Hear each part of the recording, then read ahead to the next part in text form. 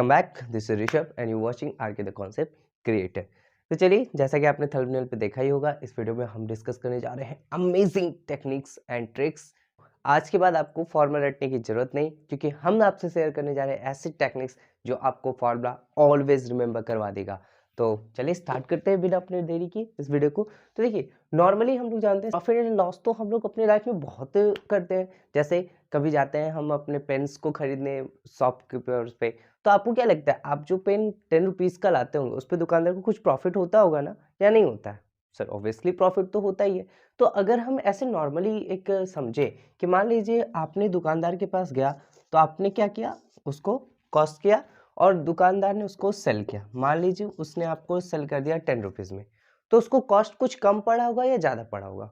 तो obviously sir उसको cost कम पड़ा होगा, दैट इज कॉस्ट प्राइस। मान लीजिए हमने एक अनुमान रखा कि वो 9 रुपीज़ का उसको कॉस्ट पड़ा। अब उसको प्रॉफिट हुआ या लॉस? तो आप सभी कहेंगे सर एकदम बहुत नॉर्मली सर उसको प्रॉफिट ही होगा, क्योंकि क्यों प्रॉफिट होगा, उसने कम का खरीदा और ज़्यादा का बेच दिया। तो यहाँ से आप ये समझ सकते हैं कि जो प्रॉफिट का फॉर्मूला है वो हमें याद करने की जरूरत नहीं है। हम प्रॉफिट कैसे निकाल लेंगे? प्रॉफिट इक्वल्स क्या हो जाएगा? Profit equals selling price minus cost price. अब ये हो गया प्रॉफिट का फॉर्मूला।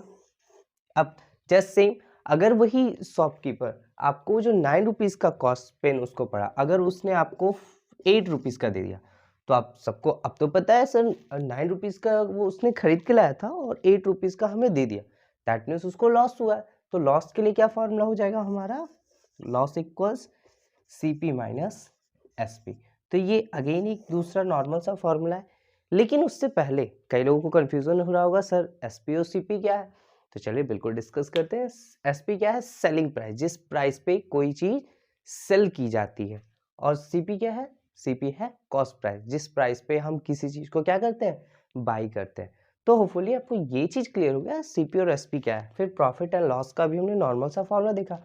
अब एक स्टेप हम आगे बढ़ते हैं। देखिए, इस स्टेप में हम देखिए जैसे प्रॉफिट निकाला हमने, नॉर्मल प्रॉफिट। अब हम निकालेंगे परसेंट प्रॉफिट क्या होता है। जैसे कोई चीज़ होता है कि हम परसेंट में बहुत अपना कैलकुलेट करते हैं। जैसे मार्क्सशीट जब हमारी आती है तो हमारे पेरेंट्स भी कहते हैं कितने परसेंट मार्क्स आए। वो ये थोड़ी ना पूछते कि बेटा कितने नंबर्स आपने पाए, वो पूछते हैं कितने परसेंट मार्क्स आए। दैट्स वाई यहाँ पे भी क्या होगा, क्वेश्चन में आपको परसेंट में ज़्यादातर क्वेश्चन पूछे जाते हैं। तो चलिए देखते हैं परसेंट पे कैसे निकालते हैं प्रॉफिट को।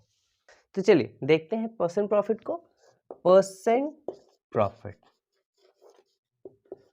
अब परसेंट प्रॉफिट कैसे निकालते हैं? अब ऑब्वियसली अगर प्रॉफिट हो रहा है तो वहां पे कई जगह लॉस भी होता है। तो लॉस के लिए तो हमने नॉर्मल फॉर्मूला देख लिया था, लेकिन परसेंट लॉस के लिए भी अभी हम देख लेते हैं। तो परसेंट प्रॉफिट और परसेंट लॉस दोनों को हम साथ साथ लेके चलेंगे, क्योंकि इनके बीच में ना एक रिलेशन है। अगर आपने वो रिलेशन देख लिया, आपको याद हो गया, समझ में आ गया, तो आप प्रॉफिट का किसी भी एक का फॉर्मूला आप याद करें, दोनों का बहुत नॉर्मल ही रहेगा। तो ये प्रॉफिट का, परसेंट प्रॉफिट का फॉर्मूला क्या होता है? Profit into 100 upon CP। अब ध्यान रखिएगा क्या लिया हमने, CP। आप गलती से SP ना लीजिएगा, क्योंकि यहीं पे बच्चों का दिक्कत होता है। एंड परसेंट लॉस के लिए लॉस इंटू 100 अपॉन, अच्छा अपॉन में क्या होगा, बहुत लोगों को लग रहा होगा सर ये तो पता है सर हमें, क्योंकि हमने फॉर्मूला देखा है। अगर आपको नहीं पता है फिर भी देखिए, और पता है तब तो और अच्छी बात है। तो क्या होता है, डिनोमिनेटर में CP आता है। अब इसमें कॉमन क्या हुआ? देखिए, कॉमन दो चीजें होती हैं, क्या कि डिनोमिनेटर में दोनों टाइम, चाहे हम परसेंट लॉस निकालें या परसेंट प्रॉफिट, दोनों टाइम हम क्या करेंगे, डिनोमिनेटर में CP ही लेंगे। और जब परसेंट लॉस निकालना है तब हमें लॉस को रखना है, परसेंट प्रॉफिट निकालना है तो प्रॉफिट रखना है। बाकी दोनों में सिमिलैरिटी, देखिए कुछ चेंज है, सिर्फ परसेंट लॉस की वजह से लॉस, परसेंट प्रॉफिट की वजह से प्रॉफिट। और प्रॉफिट लॉस निकालना तो अभी हमने सीखा है फॉर्मूले थ्रू। तो होपफुली ये फॉर्मूले आपको क्लियर होंगे। अब बढ़ते हैं सबसे मेन फार्मूले की ओर, क्योंकि यही इसके बाद जो फार्मूला हम बताने जा रहे हैं ये ही पूरे चैप्टर का मेन थीम होता है, और बच्चों को याद करने में बहुत कंफ्यूजन है। लेकिन आप देख रहे हैं आरके द कॉन्सेप्ट क्रिएटर के चैनल को, तो आपको ये प्रॉब्लम नहीं होने वाली है। बढ़ते हैं मेन फार्मूले को। मेन फार्मूला क्या है? देखिए, हमें मेन फार्मूला होता है एक SP निकालने के लिए। जब हमें क्या क्या दिया हो, CP दिया हो, परसेंट प्रॉफिट दिया हो या परसेंट लॉस, तो इसका फार्मूला क्या आता है, CP टाइम्स 100 अपॉन 100 प्लस करना है आपको परसेंट प्रॉफिट को। या तो जब लॉस होता है तो क्या करेंगे, CP times 100 minus percent loss by 100। अब ये चीज़ आप लोग कहेंगे सर ये तो बुक में भी दिया है, तो इसमें आपने क्या नया चीज़ बता दिया और हमें क्या प्रॉब्लम होती है इसमें। तो बिल्कुल देखिए प्रॉब्लम क्या होती है, और ये बहुत ही बड़ी प्रॉब्लम है। बच्चे क्या करते हैं, जब SP का फॉर्मूला लगाते हैं तो कई बार वो CP का रूल अप्लाई करते हैं। अब CP का रूल क्या है या SP का रूल क्या है, हमें ध्यान क्या रखना है, जब भी हम SP का फॉर्मूला लिखेंगे तो ये जो परसेंट प्रॉफिट या परसेंट लॉस है न्यूमरेटर में करेंगे। अब सर यही तो याद नहीं रहता है कि न्यूमरेटर में कब करते हैं, कब डिनोमिनेटर में। तो चलिए मैं आपको एक ट्रिक बताता हूँ। देखिए आपको पता है SP को हिंदी में क्या कहते हैं, SP को कहते हैं विक्रय मूल्य। कौन सा मूल्य, विक्रय मूल्य, मतलब जिसे सेल किया जाता है। और इसी में चलिए एक काम करते हैं, थोड़ा इजी करते हैं इसको। CP का भी फॉर्मूला इसी के साथ लिख लेते हैं। देखिए CP इक्वल्स क्या हो जाएगा, SP times 100 upon 100 plus percent profit. And same जब लॉस के लिए क्या होगा, SP times 100 upon 100 minus percent loss. अब यहाँ से आपको डिफरेंस क्लियर होगा कि सर डिफरेंस क्या है इसमें। SP में हम परसेंट या प्रॉफिट या लॉस न्यूमरेटर के साथ करते हैं, और यहाँ CP जब निकालते हैं तो परसेंट प्रॉफिट और लॉस क्या करते हैं, डिनोमिनेटर के साथ। अब कैसे याद करते हैं, देखिए हिंदी में मैंने कहा SP को हम कहते हैं विक्रय मूल्य, CP को कहेंगे क्या, क्रय मूल्य। क्या कहते हैं, क्रय मूल्य।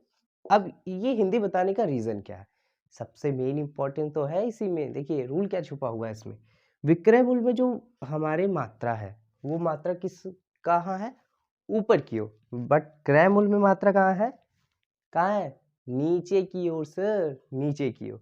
तो इसके फॉर्मूले में जब हम क्रय मूल्य का फॉर्मूला लिखेंगे यानी कि CP का फॉर्मूला लिखेंगे, कॉस्ट प्राइस का फॉर्मूला लिखेंगे, तो हम मात्रा जो परसेंट प्रॉफिट और परसेंट लॉस है वो कहाँ ऐड या सब्ट्रैक्ट करेंगे, नीचे, क्योंकि मात्रा कहाँ लगा है, नीचे। और यहाँ विक्रय मूल्य में यानी कि SP में हम परसेंट प्रॉफिट और या लॉस कहाँ ऐड या सब्ट्रैक्ट करेंगे, ऊपर, क्योंकि मात्रा कहाँ है इसकी, ऊपर। समझ में आ गया, इजी था, बहुत इजी है। ठीक है, एक बार फिर से रिपीट करते हैं। SP में हम जो परसेंट प्रॉफिट या लॉस करेंगे वो ऊपर करेंगे, क्योंकि हिंदी में SP का मतलब विक्रय मूल्य होता है और विक्रय मूल्य मात्रा ऊपर होती है। तो ऊपर मात्रा से आपको ध्यान रखना है क्या, ऊपर परसेंट प्रॉफिट या लॉस करना है, और नीचे मात्रा से क्या ध्यान रखना है, CP में क्रय मूल्य, क्रय मूल्य में मात्रा नीचे होती है, तो उस मात्रा से आपको ध्यान रखना है कि डिनोमिनेटर में नीचे हमें परसेंट प्रॉफिट या लॉस ऐड या सब्ट्रैक्ट करना है। तो होपफुली ये समझ में आ गया। देखिए इस वीडियो में हम सिर्फ फॉर्मूला एक्सप्लेन कर रहे थे, तो इसमें हम कोई भी क्वेश्चन नहीं लेंगे। नेक्स्ट वीडियो में हम क्वेश्चन के साथ आएंगे, और बने रहिए हमारे साथ, क्योंकि ये प्रॉफिट लॉस के बाद हम बहुत सारे अमेजिंग चैप्टर्स भी लेके आने वाले हैं। तो मिलते हैं अब नेक्स्ट वीडियो में, तब तक के लिए have a good day, thank you.